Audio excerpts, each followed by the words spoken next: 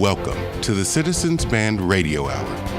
Thoughtful conversations that explore issues of media and journalism, democracy and citizenship.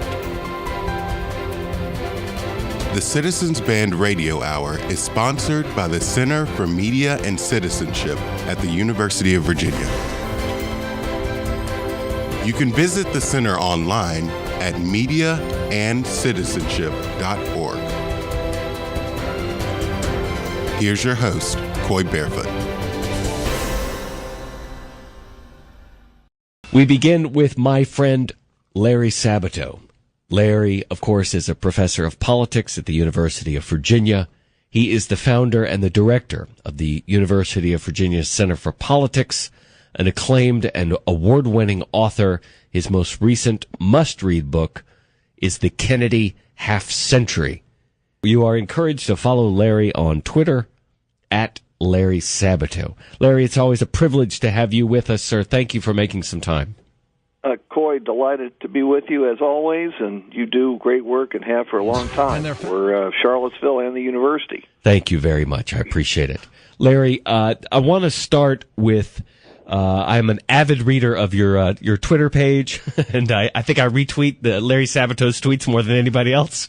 And I want to start with the work that you have been doing regarding the release of previously secret documents regarding the investigation into the assassination of John F. Kennedy, who was killed in November of 1963 in Dallas. You and I have spoken about this many times, and yet here we are, our first opportunity to speak in the wake of the release of a new trove of documents. Larry, get us up to speed. For somebody who isn't aware of these documents, what do we need to know? What should we understand?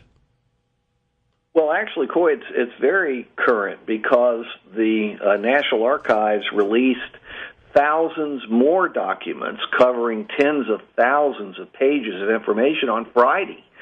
And we're going through it just now. I'm sitting here with some other people, and we're going through the documents one by one. Of course, it's going to take weeks, months, years. But we're finding some very interesting things, and I've said from the beginning that we're very unlikely to find an existing document that's been around for 54 years or more or less, depending on when it was originated, that would change our view of the assassination dramatically, anyway. But we're certainly finding a lot of nuggets, a lot of interesting material that helps to define the period of time, the 50s and 60s and then 70s when the assassination was reinvestigated. And so this is a very worthwhile endeavor. I think just about everybody would agree with that. And by the way, I've been tweeting out individual examples of documents since July.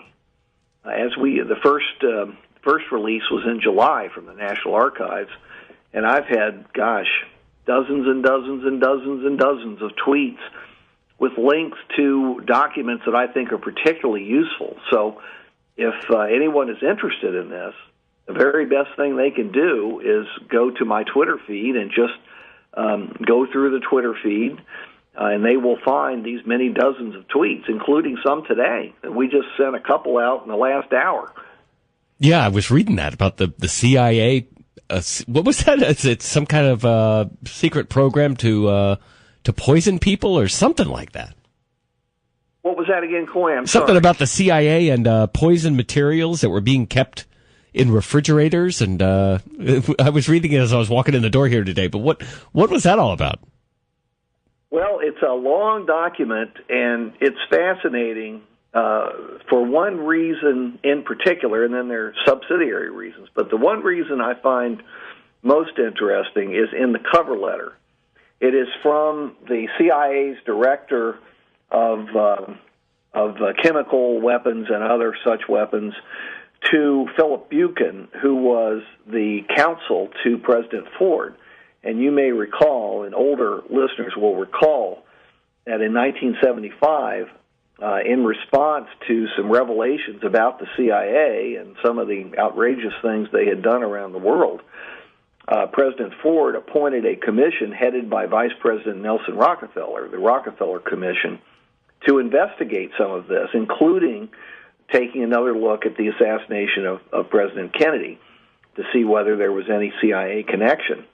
The reason I'm particularly interested in that, you knew, as I did, our wonderful former president of the University of Virginia, Edgar Shannon, who served on the Rockefeller Commission. It was right after he left 15 years as president of UVA, and he was appointed by President Ford to this commission. In any event, this cover letter said very bluntly, I understand your concerns, Mr. Buchan, meaning the counsel to President Ford, and I was also very concerned that people here at the CIA might destroy key documents as we looked for them. And so I was very careful to appoint this one and that one and the other one over there who had absolutely no ties to the earlier activities of the CIA. And he went on like that. And it tells you something very important, that there were rogue elements in the CIA willing to do that, and that people in senior positions knew that there were rogue elements in the CIA willing to do that. And then we get into the specifics about all of these deadly biological weapons that we had here, there, and everywhere, some of which were never destroyed, even though they were ordered to be destroyed. One wonders if they're still around someplace. Yeah. You just never know. And people who take everything the government says, any government, and it certainly applies to President Trump, but any government, if you take it on face value and you simply assume that it is correct, you are terribly naive. That's why we need an active investigative press, no matter who's president. That's real news, not fake news. You have to check what these people say, because they are self-serving often, and they will not tell you the full truth unless they're absolutely forced to do so. Larry, have you seen anything in the last few months coming out of these formally secret documents regarding JFK? Have you come across anything, you and your team, that you believe should absolutely be a big headline? Does anything you see make you question the conclusion that Lee Harvey Oswald acted alone? Have you seen anything that might make you question whether Jack Ruby was a one-off, also acting alone? Have I seen anything? Absolutely. I've seen plenty of things.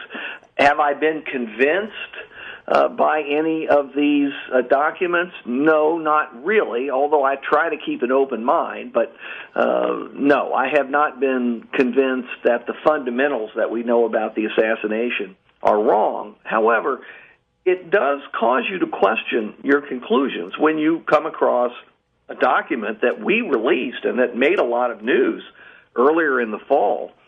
This document was from our NSA, and this was reporting what had happened in Great Britain on the day of the assassination.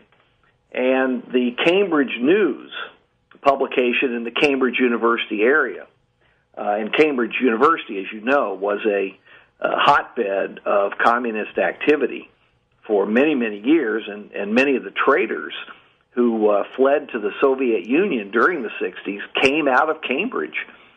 In any event, this newspaper received an anonymous call 25 minutes before President Kennedy was shot and killed in the motorcade in Dallas, saying, you really ought to contact the U.S. Embassy in London. There's going to be big news coming out of the United States. Well, it could have been a coincidence. It may also have been false. Maybe this didn't happen. We're sitting here 54 years later trying to find people who remember or don't remember what happened at that time. It was confirmed at the time by MI5, the British spy division. So, am I ever questioning my conclusions? You bet I'm questioning my conclusions. I had another document, which we also released and which got a lot of attention, particularly from CBS, about an FBI informant who had been a paid informant, at least from time to time, who told the FBI years after the assassination, it was in 1978, that Jack Ruby had asked him to join Ruby in Dealey Plaza on the morning of the assassination in order to, quote, watch the fireworks, unquote. Well, if that's true, and again, is it true? Well, here we sit 54 years later, or from 1978, it's a shorter period of time. It's really impossible for us to determine the truth or falsity of something like this. But if Ruby actually said that, the odds that there was a conspiracy to kill President Kennedy shoot up. Again, it could be a coincidence, unlikely, could also be false information. I was in Dallas just a few weeks ago to give a lecture at the 6th floor museum, which is the old school book depository building from which President Kennedy was killed, or at least some of the shots were fired, let's put it that way.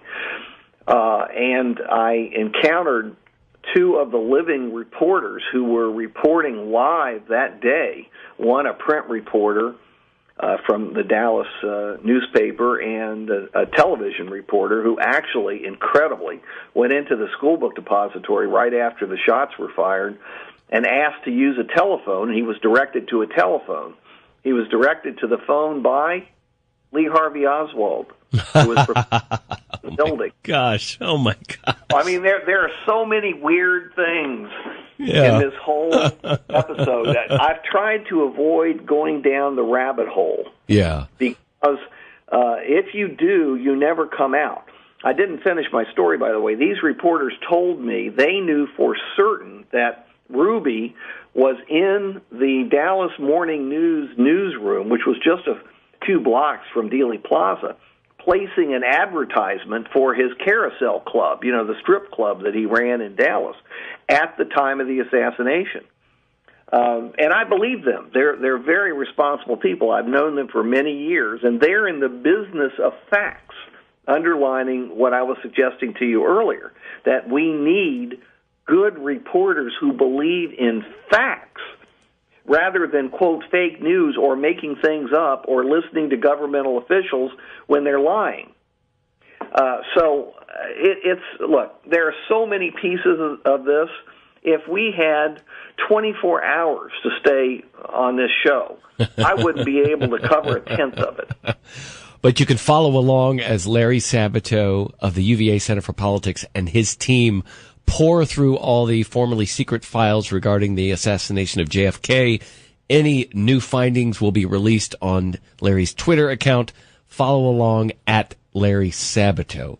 Larry, your thoughts regarding the latest on the performance of President Trump and the Mueller investigation? Anything come to mind that you're watching that we should be paying attention to?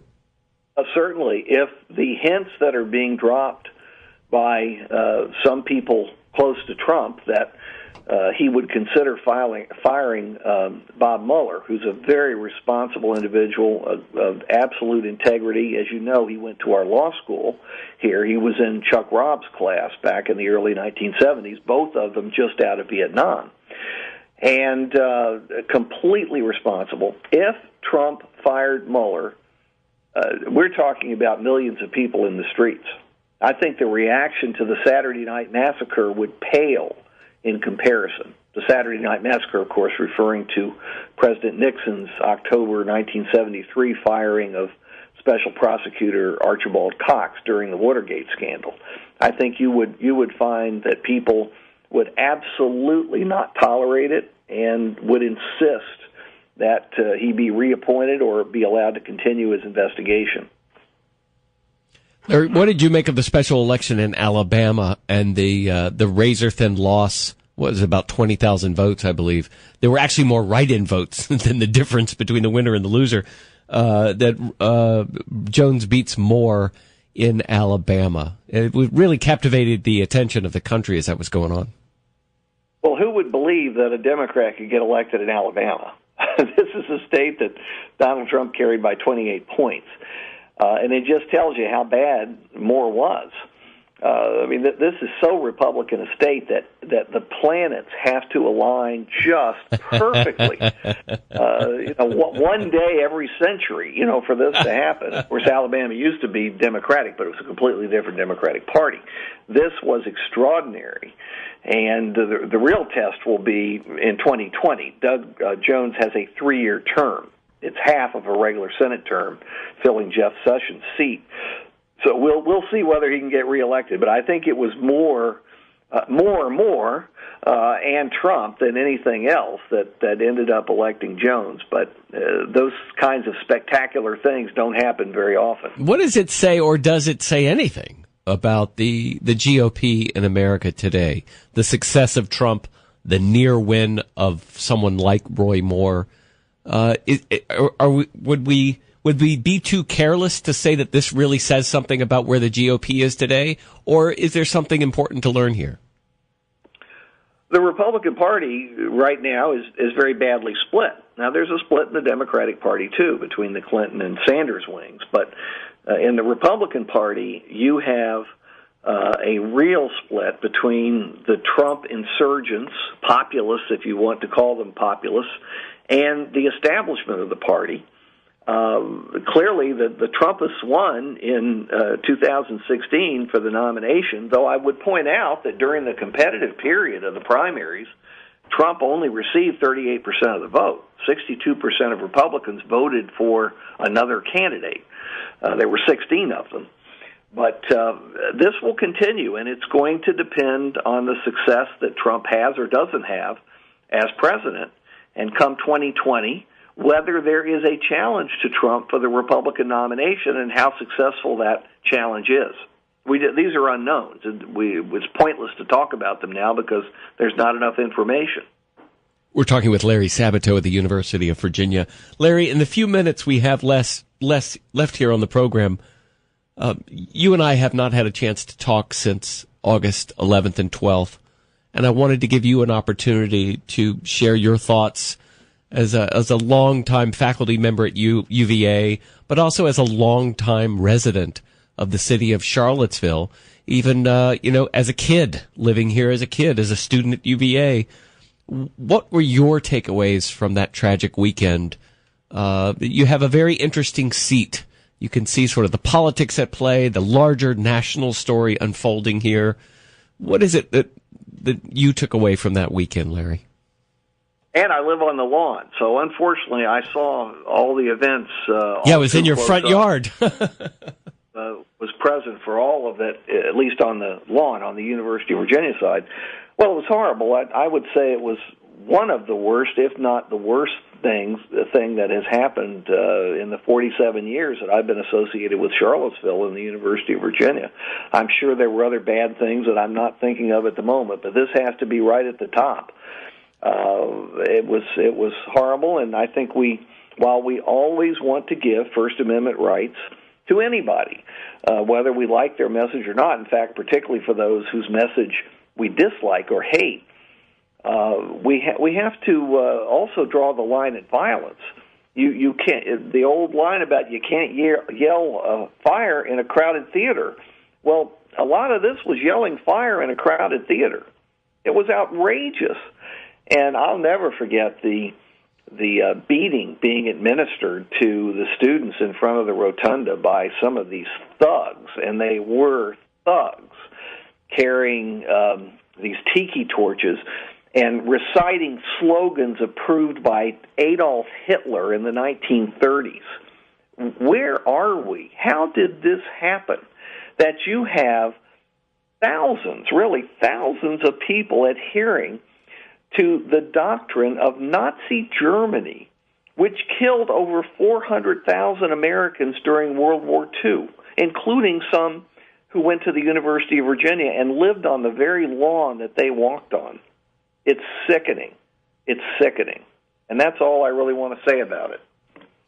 Is there something that we should understand about what's happening on the left with Antifa and what's happening on the right with the alt-right, sort of the political angle on this larger story that is really an international story, as we see Putin's circle reaching out to stoke the fires of this hostility and to fund alt-right movements in democracies in Europe? It's part of the polarization of our system here, and I suppose the polarization of political systems in other countries. And that's regrettable, but we've been moving in that direction for a long time. And some of it has to do with demographic changes. There's fear on the part of a slice of whites about the idea, the inevitable idea, that a majority in this country and in many others will be minority come probably middle of the century, somewhere in that vicinity. And there's resistance to that by them, fear of that by them, and that's just not something that I endorse at all. There shouldn't be fear of it. There should be a recognition that race does not matter, should not matter, and that it's always the ability of the individual, the meritocracy of ability that really matters. Larry, you work with students every day in your line of work, and I want to bounce something off of you that concerns me. What are we to make of the polling which shows that young people today are less enamored of democracy and free speech? And there's a lot of young people who just see this as sort of the moth-eaten tools of white supremacy, these quaint ideas out of the 18th century, and not what I see it as, oh, wow, people in the West finally figured something out after thousands of years of brutality and hostility and repression. They've really figured something out. But we see young people on the right and the left decrying democracy, wanting to turn their back on it, saying, yeah, we tried that, it didn't work. All I can say, Coy, is that they're terribly wrong. I have to tell you, I don't have those students. I'm sure they're around. I'm sure there are some of them here, and they may gravitate to certain majors, but they're not in my classes. Maybe that's because I'm known as an old fogey who's been around too long and who does support the Bill of Rights, and I'm not sympathetic to that point of view. But I don't have students like that. And if we do have students like that, I think we have the obligation as faculty members to make them reconsider their point of view. We can't force them to reconsider, and I wouldn't want that, and I hope no one else would either. But we can certainly make counter-arguments to them. I hope people are. I hope that is the norm in the classroom. But I just haven't had that experience. And, I've taught over 20,000 students here. Coy, I've had a pretty good cross-section. I haven't come across these people. Yeah, well, I am encouraged by that. We only have about a minute left, Larry, but I wanted to end on a note that you began with, and that was the importance of the work of journalists in America today, perhaps never more so. Critical, a pursuit to find and share the truths that inform our republic and this democracy and the way it functions. And will you just take a moment to remind people why we should care about the work of journalists and about truth? You may not like certain publications or news channels on TV. You may not like individual reporters. But as a whole, the work of journalism, including the parts you dislike, are essential to the functioning of our system. Because without journalism, without good journalism, you do not have one of the major checks on unfettered power held by those in public office. And inevitably, while there are always good people in public office who won't abuse their power, there are unfortunately always bad people who will abuse their power. And so you need journalists to help us see a fuller reality so that we, the people, we, the voters, we, the electorate, can help to limit the damage that could be done otherwise. That's a very short defense, but you said I had only a minute. Larry Sabato, he's a professor of politics at the University of Virginia, an alumnus of Thomas Jefferson's University, and of course the founder and director of the UVA Center for Politics. Make sure you follow Larry on Twitter. It's at Larry Sabato. and make sure you pick up a copy of his must-read latest book, The Kennedy Half Century. Larry, it is always a privilege, sir. Thank you, and Merry Christmas and Happy Holidays to you. Merry Christmas and Happy New Year, Happy Holidays to you too, Coy, and have a great 2018. You as well.